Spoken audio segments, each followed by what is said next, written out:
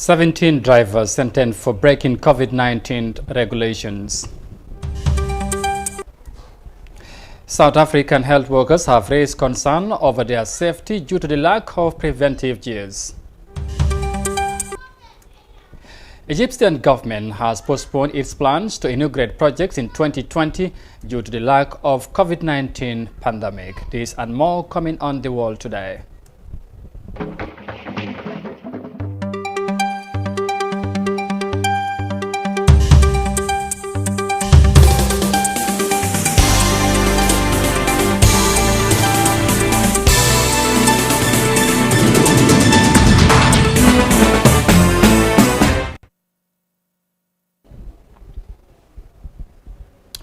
Hello, it is 1700 GMT here in our studios in Banjul. You are watching the World Today News Bulletin on iAfrica TV.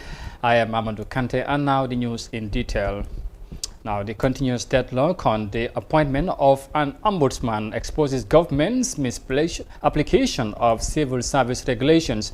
The Vice President on Monday could not secure National Assembly approval on the second nomination of a candidate for the post of an ombudsman. The matter is now forwarded to the level of a select committee for thorough assessment. Details of that in this report. The presidency is still unable to succeed in the nomination of a right candidate to fill the vacant position of an ombudsman for 3 months now. Vice President Dr. Aissatou Touré reminded lawmakers of a constitutional provision that the National Assembly may not reject a nomination from the president for a second time.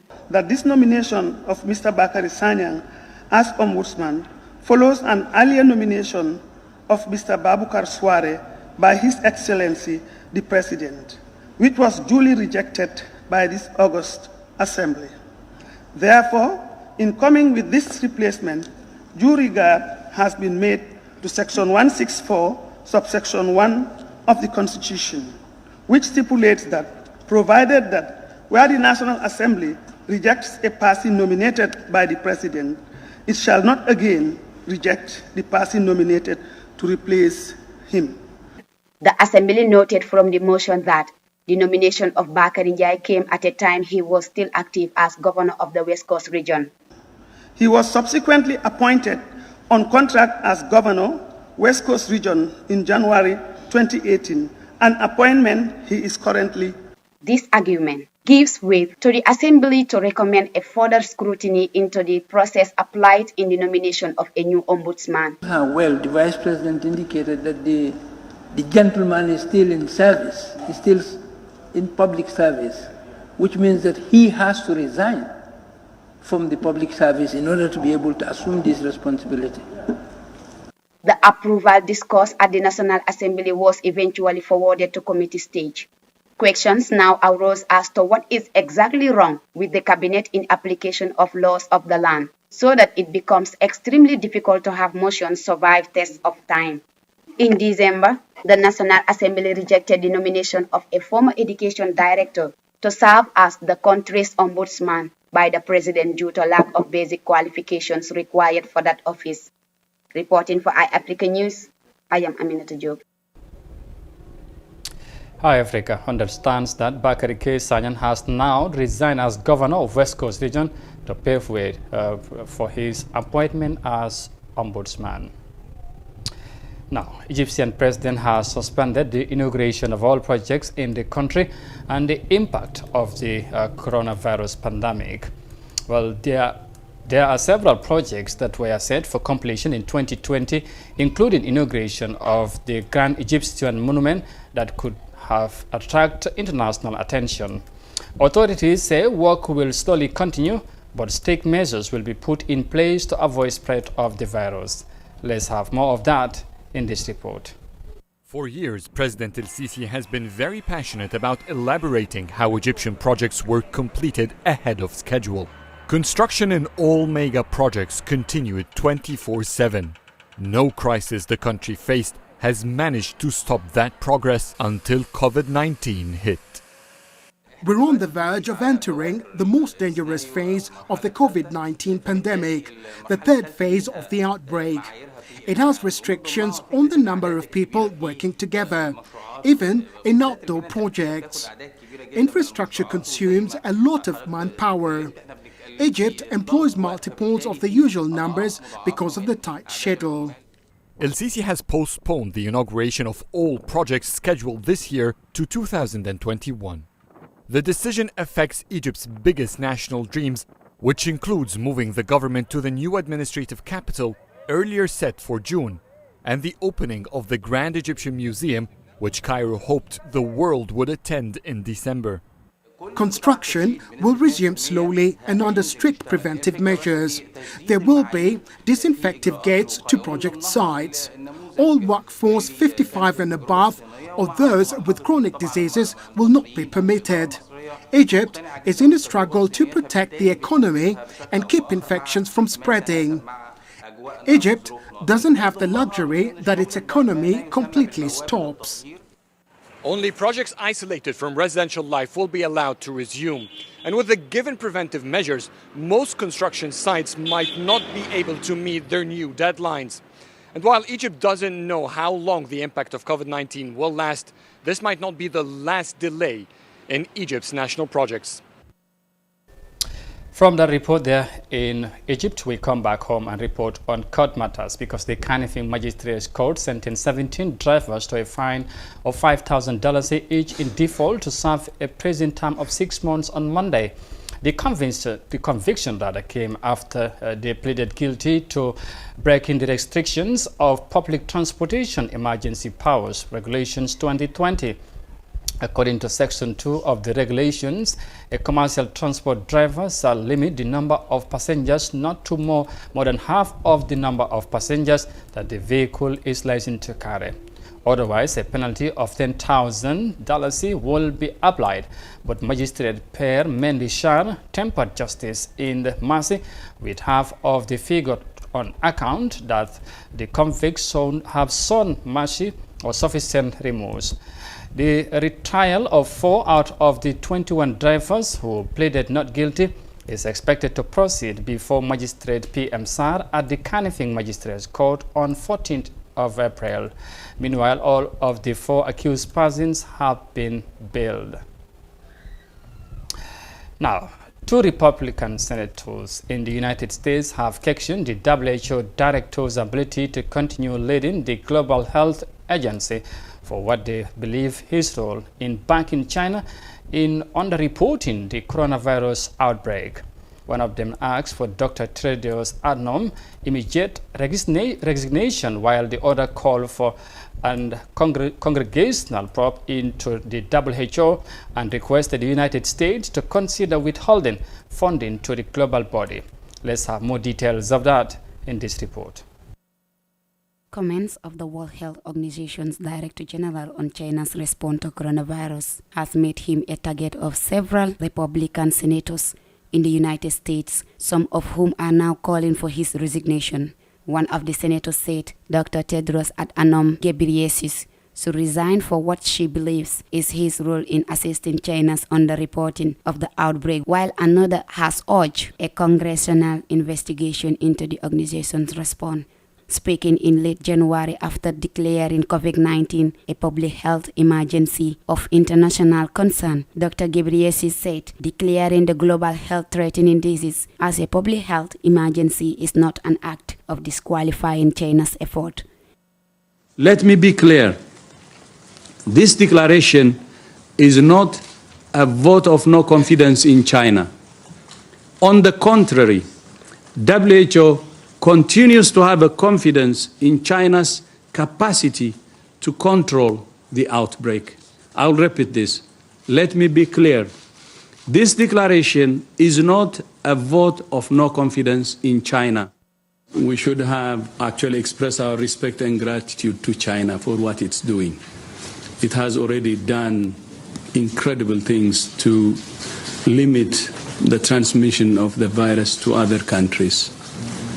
And where respect is due, then you don't punish. Meaning, if anyone is thinking about taking measures, it's going to be wrong.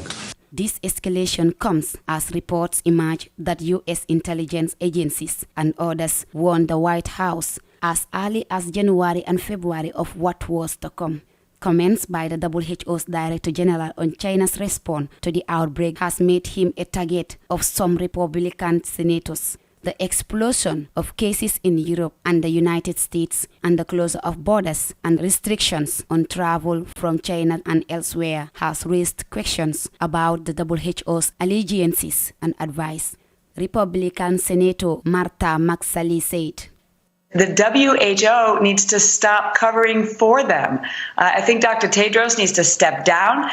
We need to take some action to address this issue. It's irresponsible.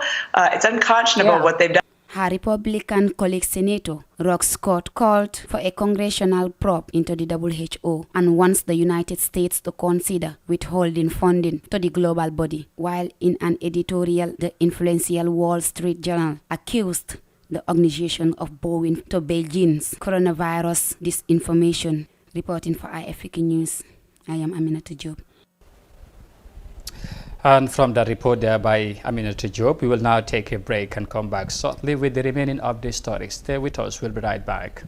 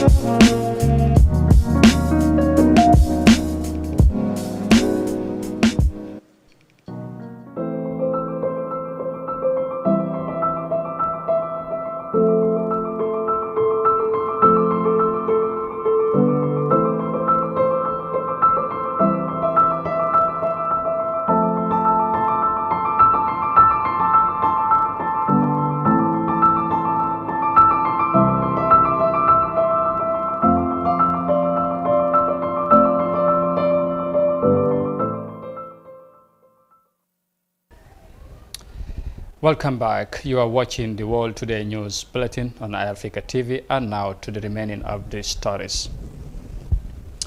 A road bridge has collapsed in the Italian town of Albiano Magra near La Spezia in the Tuscany region earlier on Wednesday. 2 vans and 2 motorists were on the bridge when it collapsed, in which 2 of the drivers were injured and taken to hospital. No deaths were reported. According to reports, a crack on the bridge was discovered back in November of last year, but after inspection, it was deemed not dangerous.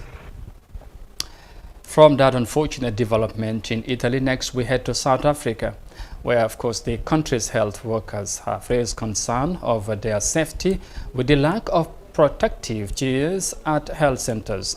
The number of COVID-19 cases are increasing in the country, and frontline personnel are not taking chances of their safety when supporting infected persons with the virus.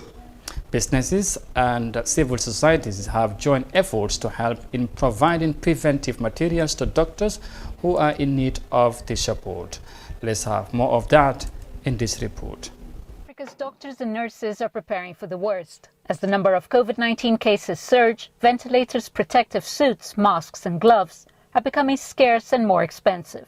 All the doctors are very keen to help, to get involved and to be on the front line, but we are not prepared to sacrifice our own safety. Surgical masks like the one I'm wearing have increased about 20-fold in price, from 1 rand a unit to 20 rand a unit. The fancy masks that we would like to wear, N95 or FFP2, have increased 10-fold in price. We haven't as yet, as a country, run out, but there are provinces and facilities that definitely do not have equipment. So we are estimating that for every COVID-19 positive patient that is treated per day by a team of people, you would need something like 14 to 20 sets of personal protective equipment. Personal protective equipment shortages and price hikes are leaving doctors, nurses and other frontline workers feeling vulnerable, and we need them healthy now more than ever. I think we're just appealing for the general public and big businesses to help us with protective equipment, because it's quite hard as doctors to try and source it and do all the administrative jobs of trying to find people who'll sell it at a good price, and it's taking a lot of our time, frankly, which we don't have. Civil society and businesses have responded to the call and stepped in. We started a fundraising effort appealing to friends, family, businesses who we knew, and it was extraordinary. Bonnie from Heavenly Feathers stepped up and started making masks for us. We managed to raise $15,000 and we've been able to donate over 500 sets of scrubs and masks to various clinics and hospitals around Gauteng. So it's been incredible to see how people have responded. The government is working with businesses to address the shortage, but it will have to work quickly to protect its frontline workers. Doctors in Egypt calling for support in the fight of COVID-19. Now, finally, we head to Uganda, where experts of locust control in the country have warned of severe impact as couples invade farms in the country for the second time in 3 months. Military personnel are deployed to help in the fight against the menace. Here is more details of that in this report. Hoppers continue to make their way into Uganda. This is the second invasion of locusts in a period of 3 months. Pest controllers are worried that the latest swarm could even be more destructive. The new invasion is more scaring because unlike the previous one where they were very old and mature, having traveled all the way from Somalia, from Ethiopia, but this time we are scared that this could be younger, immature adults which are very feeding, and this being the beginning of the planting season, if we don't control them thoroughly, they can be a very big problem to the country. So that's why we are not taking any chances, and we have to ensure that whatever comes in is thoroughly controlled and beaten off. Uganda has deployed the army to help control the locusts. They are using hand spray pumps and aerial spraying. They plan to boost these efforts with more aircraft. We are trying to make more clearances to ensure that this aircraft comes in tomorrow and it boosts the ground control efforts which are being done by the UPDF. Because at times the UPDF has a limitation because these locusts tend to be high up in the bushes, and those are the types we shall be looking up when we are applying the aerial control method. They have also put in place a mechanism to intercept swarms coming into Uganda. Pest controllers are hopeful that these measures can stop the plague. That report there in Uganda finally brings this news bulletin to an end. But for more details on this and other stories, you can log on our website, honafrica.tv. Many thanks for the pleasure of your company, and do stay safe, and bye for now.